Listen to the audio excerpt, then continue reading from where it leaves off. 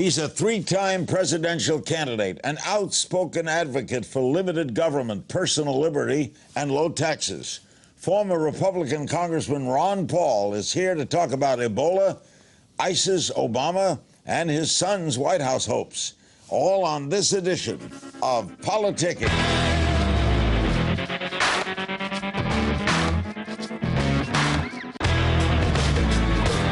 Welcome to Politicking. I'm Larry King. Joining me from Clute, Texas is one of my all-time favorite guests, former Congressman Ron Paul, who made White House bids twice as a Republican, once in 1988 as a Libertarian Party candidate.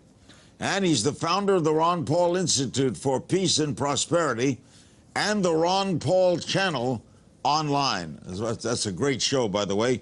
He joins us from Clute, Texas. Ron is a physician. What are your thoughts on the story everyone's talking about, the Ebola outbreak? Well, right now I'm concerned about the hysterical reaction that we're getting. I think it's very, very serious and obviously of a concern for everybody. But I was saying the other day that if we have another breakout and have another case and have the second case of Ebola that originated here in the United States, the headline will say, Ebola has increased by 100%. In other words, I think it's very important, but I think it's way overblown. I think in comparison to other things, I think there's some other medical things that we ought to worry about. I mean, tuberculosis is still a very serious illness. Over 500 people die every year, but we're not talking about. We still have 15,000 people a year die from HIV, and that's pretty bad, and that's an epidemic. So right now, I think the concern is overblown. I hope I'm right on this, and I hope it is contained, but it certainly is in the news. There's no doubt about it. Your son, the Senator Rand Paul, said, and others are accusing U.S. authorities of downplaying the Ebola situation. Your son criticized President Obama for sending troops to Liberia, the epicenter of the Ebola outbreak in West Africa. He says it's possible they could carry the disease back to the United States. Is your son overreacting? I don't think so, because I agree with him about sending troops over there. You know, it seems like we're such a militant country. We get ourselves into all kinds of troubles economically and on foreign policy, and always the answer is military, and drop some bombs and do this. And it just all of a sudden have a medical crisis in Liberia, and all of a sudden we send 3,000 troops, and they're supposed to solve this problem.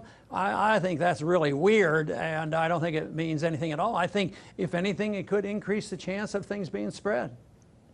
In recent comments, the Center for Disease Control and Prevention, the chairman of that, the head, Thomas Frieden, said, in the 30 years I've been working in public health, the only thing like this has been AIDS. You agree with that? Yeah, well, to a degree, but I think that if he thinks it's as serious as AIDS, maybe someday we might look back and see it, but right now, I don't think it comes anywhere close. I mean, that's a pan-epidemic. I mean, we're still losing 15,000 a year, and it's really controllable if people understand exactly how AIDS is spread, but it seems like we're not allowed to lecture on that. So, and before there were a lot more than 15,000. I mean, I think it's over 600,000 people died from AIDS, so I think it's way premature to compare Ebola with AIDS. But the danger is if somebody's going to say, oh, well, you're downplaying the danger. No, I think all illnesses are dangerous. I think tuberculosis is very dangerous. I think any one of us is much more vulnerable in getting on an airplane with somebody with a cough and catching tuberculosis than we are catching Ebola. And people don't put it in that same perspective. So, Ron, if you were running a television network, you wouldn't be covering it as much as the networks are? Yeah, I might cover it because it's in the news, but I might be trying to quiet people down and put it in a proper perspective and not have people panicking over it, because sometimes that causes things to go wrong, especially in medicine. Larry, I remember we had a sort of a panic type situation in 1976, right after I was first elected to Congress in a special election, and it had to do with the flu breaking out. And And President Ford said we have to inoculate everybody. Two of us voted against it. Another doctor and myself. It turned out a lot more people died from the flu shots than they did from the flu. The flu was a fluke. So that taught me a lesson. Be a little cautious, have a proper perspective, do what you have to do, but don't panic. Right now, I think the panic is much more dangerous and will cause more harm than the disease itself. Have we made too many cuts in the public health system? Budget cuts dropped for the CDC from $6.5 billion to $5.9 billion. Senator Warren of Massachusetts said, we're spending now billions of dollars in emergency response instead of spending money in advance for more research for this kind of problem. You agree with her? No, I don't, because I don't think sending the Army and spending more money is the answer to this. You know, there's one firm over there in Liberia that has 80,000 workers, and they're very protective. They have had 3 cases. They do all the quarantining right now, and they have a special interest, a humanitarian interest. They have a financial interest, and they only have 3 cases out of the whole thing, and they've taken over completely and totally because they all live in one community. So I would say, you know, the market is still worthwhile thinking about. And if we look at the dependency on government, how dependent should we be on the government to provide safety and security, you know, from our foreign policy and keep us out of wars? How good are they at providing privacy for us? They can provide secrecy for government and no privacy for us. So I don't like to depend on a government that I have so little faith in. But Senator Warren is saying we should be doing more in research than in after-the-fact spending. Yeah, I think so, and that's why you should get out of the way and let the companies do it. But research, we always put a roadblock in it. Right now, there are experimental drugs, and believe it or not, they're not allowed to use them unless they get special permission from the food FDA. And why should you and I have to get special permission from the government to allow somebody to use an experimental drug? Also, the drugs have been delayed getting on the market. Who knows, without an FDA, we might have had a drug on the market, but it's very, very costly to go through the process. So I think in many ways the government obstructs and prevents these from happening, and I resent the fact that somebody who's dying from cancer or an infection has to go and get bureaucratic permission from the government to say, yeah, I want to take a risk. That should be between the doctor and the patient. I've often admired you so much. During your long career, have you ever felt like Don Quixote, that you were swinging at windmills and they're not listening? Well, I never quite thought of it that way, but I think I sort of assumed that nobody would listen, and for that reason, I was surprised when I got a few people to listen. All of a sudden, you know, in the last 8 years or so, you know, all of a sudden the campus young people have had an intense interest, and I thought, hey, I didn't expect this. I thought I should, if I believed in something, I should tell the people in my district what I believe in and vote that way and see if I could get reelected and set a standard. And maybe someday, you know, in 50 years from now, somebody will say, I wonder who that guy was. So I'm very surprised. I'm very surprised that a few people have looked more carefully a lot sooner. All right, I'm very interested in your assessment of Obama and ISIS. How are we handling this? What do you make of this incredible problem? Well, I think he's handling it very poorly because, you know, bombing 7 Muslim countries doesn't win friends and influence people. You know, that tends to get people pretty angry at us. And I think there's always the radicals within all the religions, and if you stir them up, they are going to strike back. So I believe the growth of ISIS is a reflection of a deeply flawed foreign policy. And then when we see this violence, all we can do is resort, sort of like the Fed, all we can do is print more money and spend more money. In foreign policy, it's send more troops and drop more bombs, and they don't realize that has something to do with the spread of the radicals, because the radicals aren't happy with the government we put in place in Iraq. What a stupid policy and a stupid war. There was no Al-Qaeda in Iraq. So we've been participating in these conditions. We have given fodder to those people who want to build the ranks. And the more we do, the bigger the ranks get. And so to me, it's not a shocking surprise to find out ISIS is doing well. And they could not have this success unless they're getting some support from the people in these villages. I mean, how can 20,000 people take over a country unless they're getting some support? Right. So I would say that deeply flawed foreign policy contributes to our problems there. Agreed. And let's say the war in Iraq was a terrible mistake. But now what do you do? What do you do now? Okay, that was a mistake. Now what? Well, if it was a mistake to go in, you know, in medicine, if you're making a mistake and giving the wrong medicine, the sooner you quit, the better.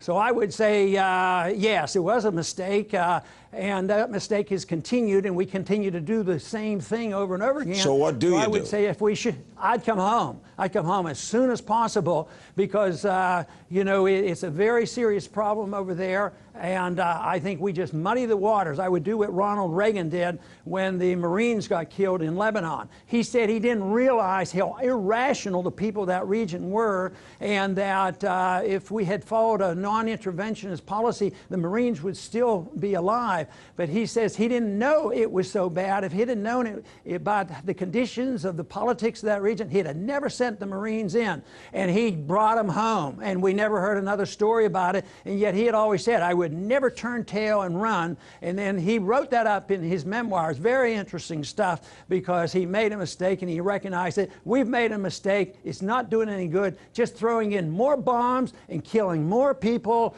makes no sense whatsoever. So we're not the world's protector. A recent Wall Street Journal NBC News poll, 72% of Americans believe that we'll wind up sending ground troops.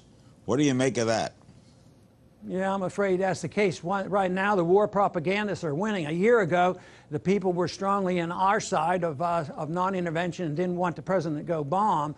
And but if you look at the major networks, if you look at everything the government says, if you look at two political parties, who's really resisting it? And it has to do with the way they have played this recent violence of ISIS, and this is emotional, but you don't get a fair shake, you know, from the media, because the war propagandists are in charge. And believe me, there's a few people in the military-industrial complex that's not worrying all that much. You know, they blow up all these missiles and they just go back to rebuilding them again. And here we're terrified about taking over the world with a group of people that doesn't have a Navy or an Air Force or intercontinental ballistic missiles, and they're marching through because they're fighting for their homeland, and they've been able to radicalize the people. And so I think that's a reflection of our failed policy. So ISIS, in your opinion, is no threat to the United States? It's a threat because we keep aggravating them.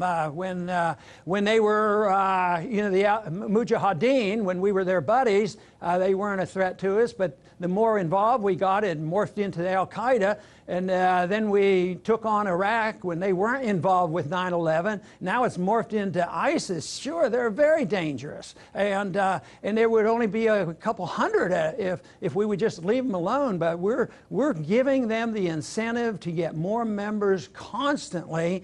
And this is not a good sign. And I think we're building a great deal of danger for ourselves. And I'm with Ronald Reagan. If you make a mistake, just come home. We'll have more with the always outspoken, delightful guest, Ron Paul, right after this. We're back with Ron Paul. He's joining us from Clute, Texas, where he does his own show. It's a terrific show, by the way, on the Internet. Ron, the House recently passed a bill that would open the Federal Reserve's activities, including deliberations on interest rates. We'd be able to see how they do it, increase congressional scrutiny. Do you think that's going to pass, and do you favor it? Obviously, I favor, transparency. It was my bill. It was first passed a few years back, and it's been passed again in the House. But there was a time when Harry Reid was super supportive of auditing the Fed and knowing what they were doing, but now that he could do something about it, now he has backed off. But about 80% of the American people believe in transparency. They're not going to agree with me on what should be done with monetary policy, but the people say, yes, we ought to know. And this is a consequence of what happened on the bailout. They weren't dealing with about $1 billion that, or less than $1 trillion that the Congress was dealing with. They've dealt with $15 trillion to bail out other countries, other central banks, and other banks around the world. And the American people know about it, and this issue is not going to go away because our economy is very, very fragile, and the Federal Reserve has done nothing but one thing for the last 8 years, and that is print money at the fastest rate conceivable, and they really haven't produced a recovery. So this issue of the Federal Reserve and the need to know more about it is going to be with us for a long time. President Obama said recently at Northwestern University that the past 6 years has been hard but steady and real. And as he said, it's indisputable that our economy is stronger today than it was 6 years ago. You agree? Not really, because the bubble is bigger than ever. You can take the numbers. Government numbers are always questionable, but let's say that they are correct, that there are more people working today. They are. But there are more people in the workforce unemployed. 62% of the workforce is employed. That means more than 37% of the people are unemployed. And these new jobs that we just got recently, amazingly, it was people over 54. They were older people, and they were minimum wage jobs. And the people just getting out of college from 24 to 55, they lost 10,000 jobs. There's something really mixed up about it. So, no, there's no true economic growth. Right now, we're seeing a little bit of our money coming back because we've been in a negative balance and a trade deficit. We spend a lot of money in China. They have a lot of cash in the bank. Guess what? They're buying up Detroit right now. So, yes, there's something big going on in the economy, but I think we're very, very vulnerable for a continuation of the downturn. And though the government statistics say we're out of the for half of the population and the middle class is getting smaller, and the poor have gotten poorer, and the high middle income and rich are the ones who have benefited by the recovery. Ron, recently you said that even though it ultimately failed at the ballot box, the campaign for Scottish independence should cheer supporters of secession movements springing up around the globe. Do you would favor secession movements in the United States? Well, they ought to all be legal. I mean, they were soon to be legal when our Constitution was passed. Nobody would have joined the Union if there was a phrase in there that say, once you sign on, you can never leave the Union. There wouldn't have been one colony that would have signed in. And the secessionist sentiment has been around a long time. I mean, it's been up in Vermont even before the Civil War. But the important thing is not the secession as much as the right to secede. You know, if you can't leave somebody's house, you're a prisoner. If you can't leave a job, you're a slave. And if a smaller unit of government can't leave, and then you have a dictatorship. So the whole issue is if a state had the right to leave, the federal government would be a little bit, give a little bit more deference to the states. Right now, there's a fight to overcome the state or the federal government takeover, say, on the drug laws. The states are acting on their own. So I think the right of secession would have held in check the size and scope of the federal government. So you'd have been opposed to Lincoln in 1860? Yeah, you know, like Lysander Spooner and a few other very, very liberal-minded people that were strongly opposed to it. No, the right of secession should be there. All units of government, you know, should be able to. I mean, what did we do in World War I? We went into World War I, and what we wanted was self-determination, and we wanted to take over, and yet we gave self-determinations. Yeah, sure. We went into the Middle East. We took over the Middle East, and we drew those lines in the Middle East, and we're still fighting over those artificial boundaries, and that is not self-determination. I would say for the Middle East, self-determinations would mean that the Kurds have a right to Kurdistan. Allow them to have their homeland, and that's the way it should be around the world. But you wouldn't have supported slavery. Obviously not. But you know, But you know, most Americans are enthusiastic about independence. What does independence from the British Empire mean? How can anybody be against it? You know, and what about the breakup of the Soviet Union? That's fantastic. You know, that was, to me, the greatest miracle of the 20th century. All of a sudden, this huge, huge, you know, dictatorship empire just disintegrated because people exerted their right to leave. And I think, yes, secession and independence is a proper role. Let the people, well, this is a perfect solution for Ukraine. Why can't the Russian Ukrainians and the European Ukrainians just have an agreement? We'll be friends, we'll trade, we might even call ourselves Ukraine, but we want independent-minded people running our local government. Why do people fear that? Be a wonderful. Pardon me? Why do people fear that? Why do people fear other people being free? Well, I think they don't allow it. They don't allow it because of people have, there are certain small minority people who like to have the authority over others. They just delight. They're authoritarians. Yeah. Other times it's money. You know, oil and different things and finances. There's always some reason for it. But I think the people generally are for the smaller units of government and allowing groups to get together and be independent. But the stronger the government, the more resistance there is to the breaking up of a major union. There for a while, you know, when the Soviet system was going, I mean, you tried to break off Czechoslovakia or Hungary, you know, you were met with brute force. Yeah. But finally they weakened and it was no longer an issue. Do you encourage your son to run for president? Not really, and I have mixed feelings about it because I know what is entailed and how much punishment he gets. It always annoys me that he has to suffer some of the consequences because of something I said or did, you know, and say, well, but he shouldn't have to do that, but that's the way the system works. So, yes, I think it's great that he's doing it. He has a good message, and he understands free market economics, and I just think that it's doing a world of good. But I also know the power and the strength of the establishment, and it's a tough road to hoe, I'll tell you that. But I would never have discouraged him from doing it, just like I didn't say, Rand, I really want to see you go to med school and be a doctor, but I never discouraged him and was delighted when he did go to medical school and become an ophthalmologist. Would you campaign for him if asked? If he chooses for me to go doing that, I campaign for him all the time because the message of liberty is his and the message of mine is liberty, and that's all I do all my life. For as long as I can remember, that's been my goal. What do you make of this whole political situation now in America, this incredible rift between both sides, the Tea Party, the Republican Party, the Democratic Party? You can't get anything passed. People hate each other. What do you make of that? Well, first, I think it's a sign of the economy. They're running out of money and running out of ideas, and we're a bankrupt country, and we have a foreign policy that's unmanageable. But I take a little different position on this because I think on the big things, they're too close together. I see if you take the Federal Reserve System, the leadership of both parties, boy, they come together. They're not going to have audit the Fed, and they're not going to talk about constitutional money.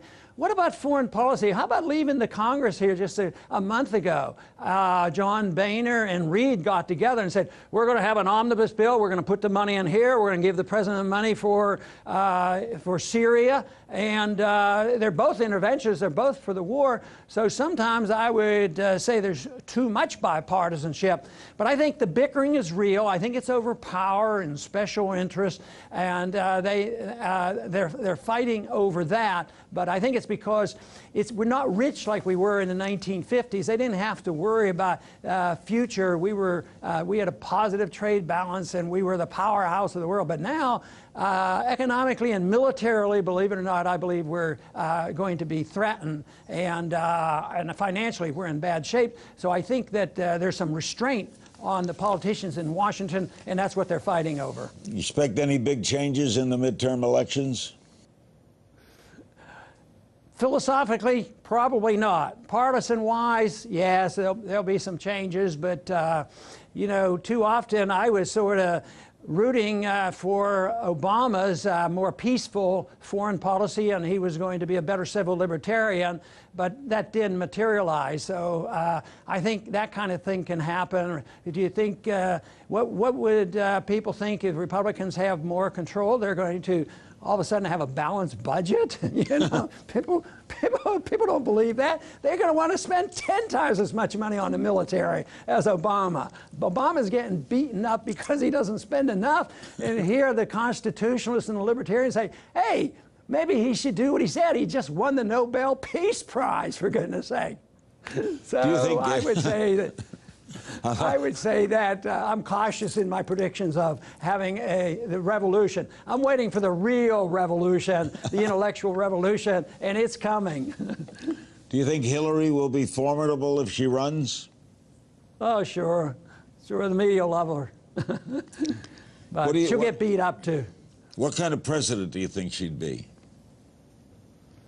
President? Yeah, I think kind of president?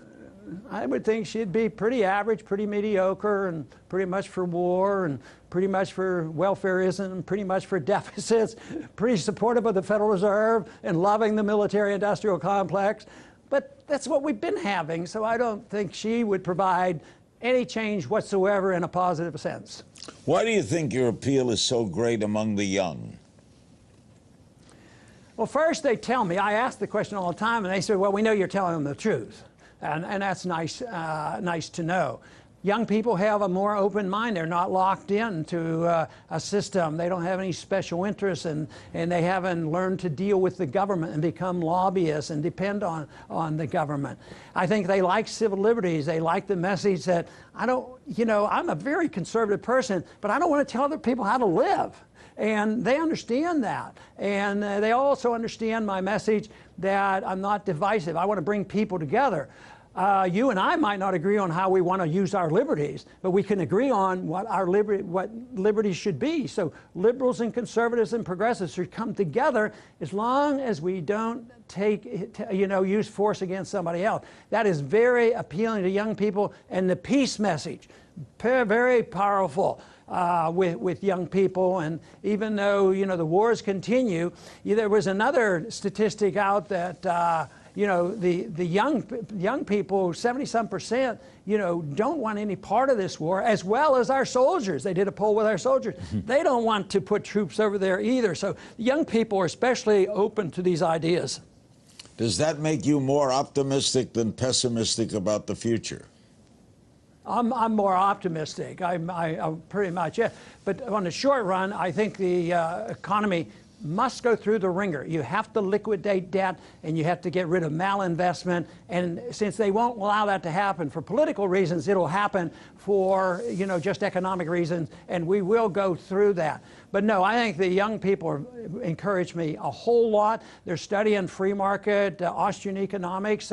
They're understanding monetary policy. They like civil liberties, and they don't like war. And I still go to the campuses as much as I can, and the receptions are very good, and that makes me an optimist. Ron, you're always a great guest. Always great seeing you. Thanks so much. You're welcome, Larry. Nice to be with you. Ron Paul, a great guest. We thank him so much for joining us, and thank you for joining me on Politicking. Remember, I want to hear from you. You can join the conversation on my Facebook page. Share your thoughts on Twitter by tweeting at King's Things and using the Politicking hashtag. That's all for this week's Politicking.